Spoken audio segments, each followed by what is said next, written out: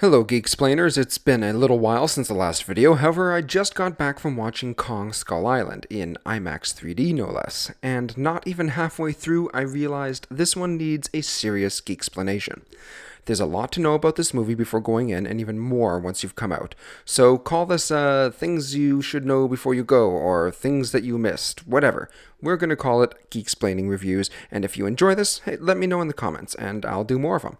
Oh, and in case you're wondering about spoilers, there aren't any. So let's do this.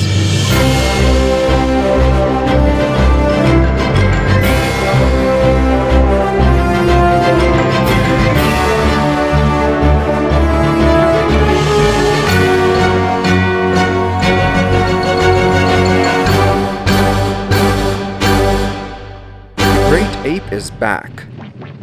Grape ape. No, I mean, rather, the King of the Apes.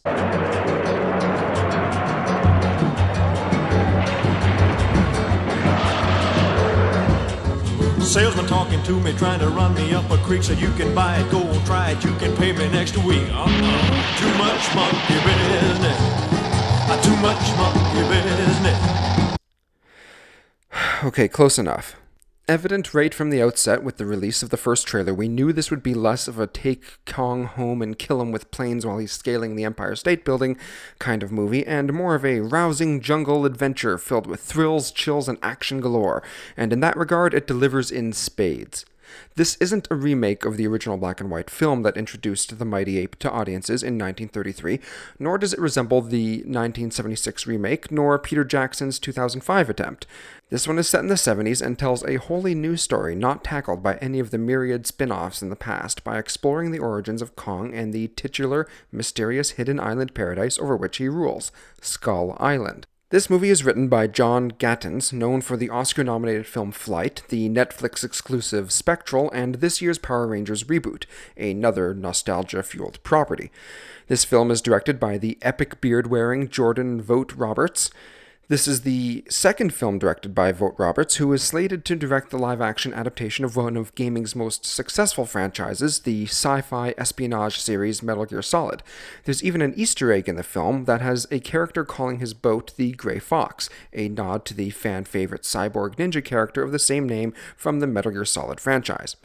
The director stated his influences for the look and feel of the film to come from Apocalypse Now and the South Korean movie The Host. This is evident in both cases through some of the camera work and general vibe of the movie.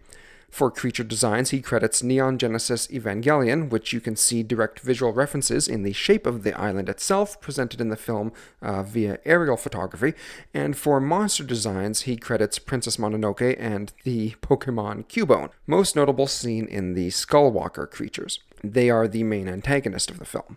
The movie also presents creatures for the characters to deal with that are clear analogs to the classic Godzilla movies, like when Kong fights a giant octopus, similar to the one in the 1962 film Kong vs. Godzilla. In addition, characters come upon creatures similar to the Megalon and another similar to the Kumonga. All in all, the movie was an incredible feast for the eyes. The visual effects were just utterly stunning, and the motion capture of Kong by Toby Kebbell, who gave a standout performance as Koba, the primary ape antagonist of 2014's Dawn of Planet of the Apes, was just amazing. The cinematography was excellent, featuring highly creative camera placements and wonderfully engaging action shots that pulled you right into the fray of chaos while still being so well choreographed you never felt lost. The characters all get a fair amount of screen time before and during the action scenes to endear them just enough to make you care about their fate. Notably, the film spends a fair amount of time setting up character motivations before even arriving at the island. These character-building scenes are not wasted and are entirely welcome in an age of mindless action films with one-dimensional characters. The performances were what one would expect from an action movie, full of overdramatic line readings and a lot of yelling. The story was also rather simple in its basic premise, however, that's entirely suitable for this type of movie, and was just complex enough so as not to be entirely predictable. Also, make sure you stick around after the credits of the movie for a nice surprise hinting at what's to come. I won't spoil it here, but if you find yourself confused over what is presented, just ask anyone in the theater, really, who you find gasping with giddy excitement like I was over what just happened, and they'll tell you all about it. Now, breaking news as of this recording comes from Legendary Pictures, the current film franchise rights holders of King Kong and Godzilla, who just announced Godzilla vs. Kong for release in May of 2020. They also go on to say that they planned this shared universe right from the outset of the mega successful 2014 Godzilla remake. The picture won't see the return of either Kong director nor Godzilla's director, Gareth Edwards of Rogue One fame. And other than that, nothing else is known of the film. Now, as you may or may not be aware, King Kong has once before faced off against cinema's other great movie monster, Godzilla, in the third Godzilla movie before Godzilla's legendary bout against the classic kaiju Mothra.